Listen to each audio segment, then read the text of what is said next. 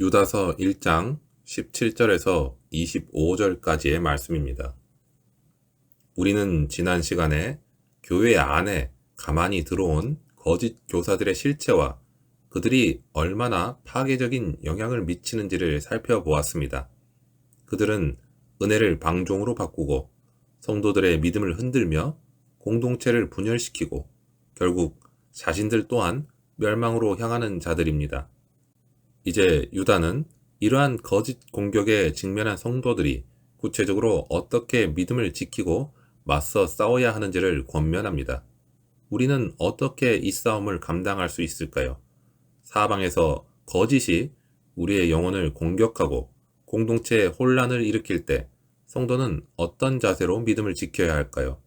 오늘 본문은 이 질문에 대한 유다의 구체적인 권면을 담고 있습니다.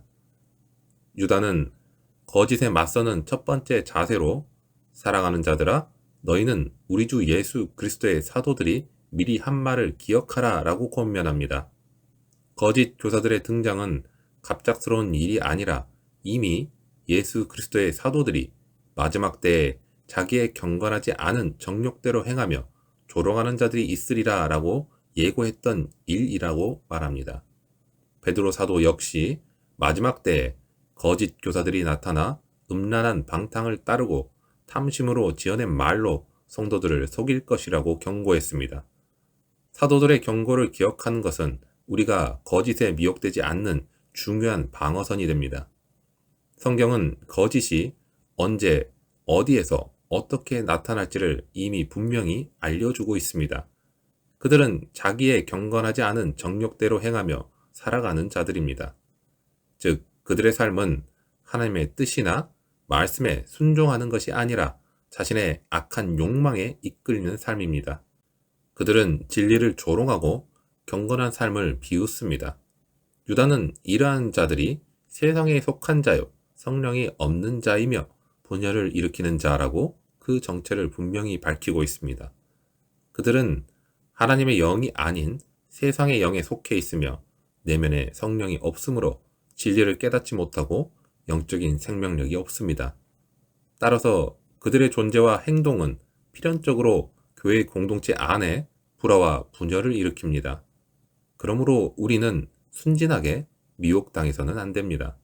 이미 사도들을 통해 주신 하나님의 경고의 말씀을 기억하고 거짓의 특징과 그 파괴력을 분명히 분별해야 합니다.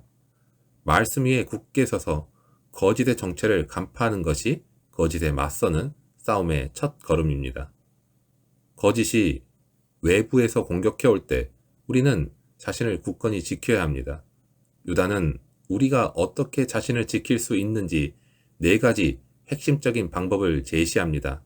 첫째로 너희의 지극히 거룩한 믿음 위에 자신을 세우며 라고 합니다. 우리의 믿음은 추상적인 개념이 아니라 성도에게 단번에 주신 믿음의 도, 즉 구원의 진리인 복음입니다. 우리는 이 복음 위에 우리의 삶을 건축하듯이 세워나가야 합니다. 복음의 말씀을 깊이 배우고 묵상하면서 그 진리를 우리의 삶에 적용할 때 우리의 믿음은 흔들리지 않는 반석 위에 굳게 세워질 수 있습니다. 이것은 정체된 상태가 아니라 믿음 안에서 계속해서 성장하고 성숙해가는 역동적인 과정을 말합니다. 그리고 둘째로 성령으로 기도해야 합니다. 기도는 우리의 호흡입니다. 하나님과의 연결된 통로라고도 합니다. 특히 성령으로 기도하는 것은 우리의 연약함을 아시는 성령께서 하나님의 뜻대로 간구하도록 우리를 도우시고 우리의 마음을 새롭게 하시며 진리를 분별하는 지혜와 거짓에 맞설 영적인 힘을 공급해 주신다는 것을 의미합니다. 거짓이 우리에게 혼란을 야기할 때 우리는 인간적인 생각이나 감정에 의존하기보다는 성령 하나님의 인도를 따라 기도함으로써 하나님의 능력 안에 거해야 하는 것입니다. 그리고 셋째로 하나님의 사랑 안에서 자신을 지키라고 합니다. 이것은 단순히 감정적인 사랑을 의미하는 것이 아니라 우리를 구원하시고 모든 좋은 것을 주시는 하나님의 변함없는 은혜와 사랑 안에 의도적으로 머무는 것을 말합니다. 하나님의 사랑 안에 거할 때 우리는 죄의 유혹을 이길 힘을 얻고 거짓된 약속들에 흔들리지 않는 평안을 누립니다. 주님의 계명을 지키는 것이 하나님 사랑 안에 거하는 방법이며 하나님의 사랑을 확신할 때 우리는 어떤 어려움 속에서도 낙심하지 않고 자신을 지킬 수 있습니다. 그리고 네 번째로 영생에 이르도록 우리 주 예수 그리스도의 긍휼을 기다려야 합니다. 우리의 소망은 이 땅에서의 완전함이나 순간적인 승리에 있지 않습니다. 우리의 궁극적인 소망은 예수 그리스도께서 다시 오셔서 영원한 생명 가운데 우리를 하나님의 영광으로 인도하실 그 날에 있습니다.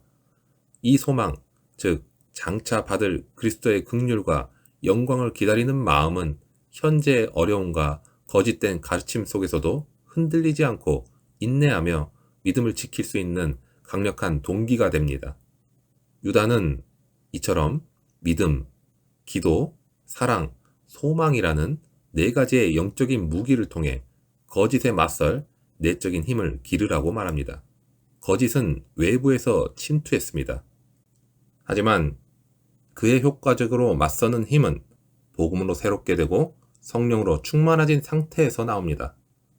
우리 안에 계신 성령이 세상보다 크시기 때문입니다.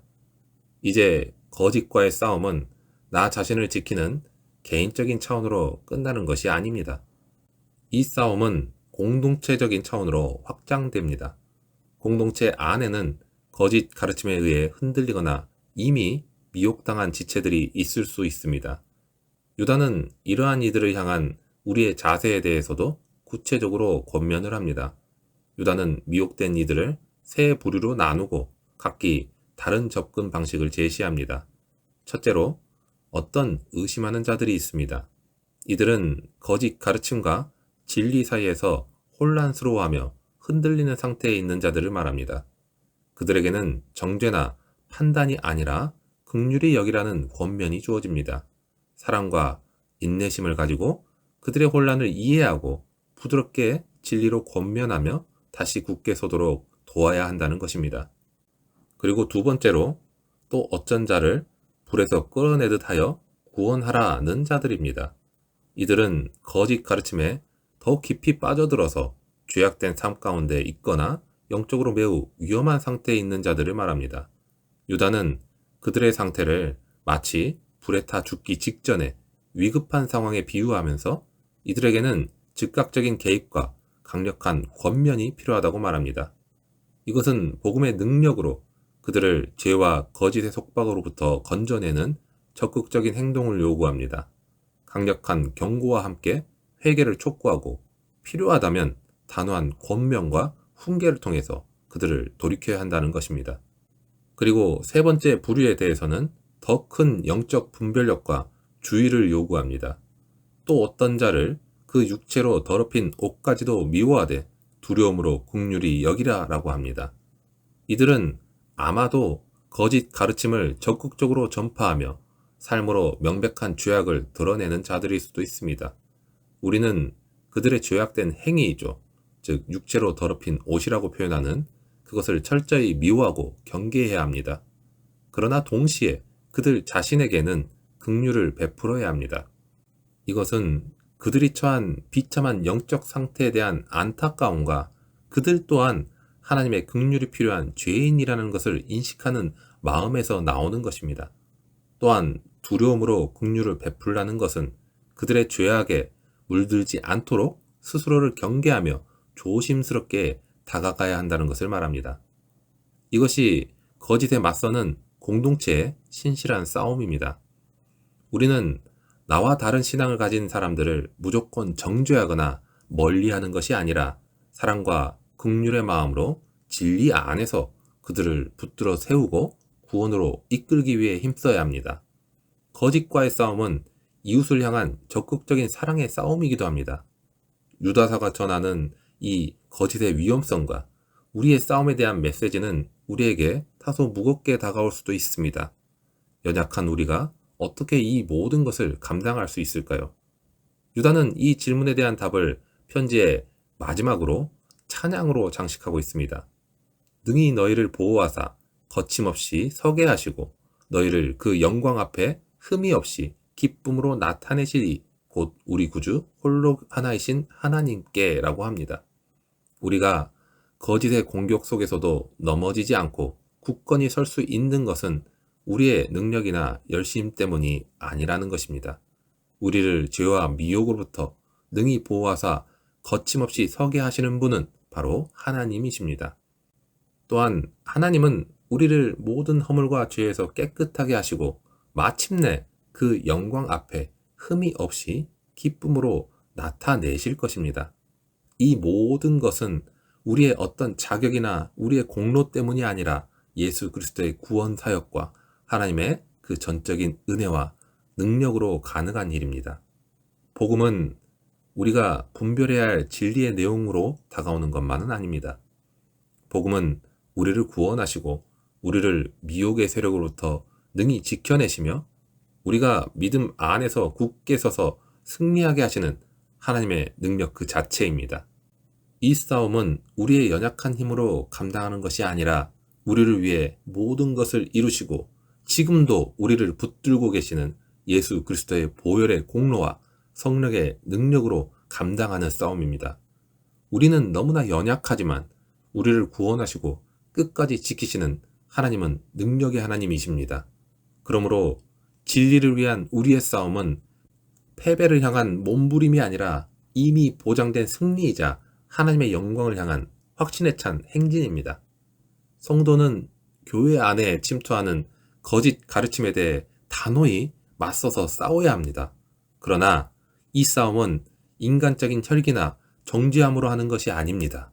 이 싸움은 복음 안에서 자신을 굳건히 세우고 흔들리는 지체들을 향한 사랑과 은혜와 긍휼로 감당해야 하는 싸움입니다. 참된 분별력은 오직 복음 위에 굳게 설 때 주어지는 것입니다. 복음은 우리를 거짓의 미혹으로부터 지킬 뿐만이 아니라 공동체를 살리고 병든 영혼을 회복시키는 유일한 능력입니다. 오늘 우리는 이 영적 전투의 자리에 서 있습니다. 우리는 하나님께 붙들려 지극히 거룩한 믿음 위에 자신을 세우고 성령 안에서 기도하며 하나님의 사랑 안에서 자신을 지키고 영생에 이루도록 우리 주 예수 그리스도의 긍휼을 기다리는 사람들입니다.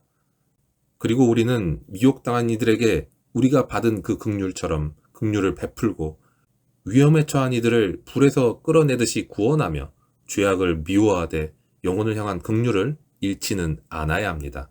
이 모든 싸움은 우리의 힘이 아니라 우리를 구원하시고 영혼까지 지키시는 하나님께 달려 있습니다.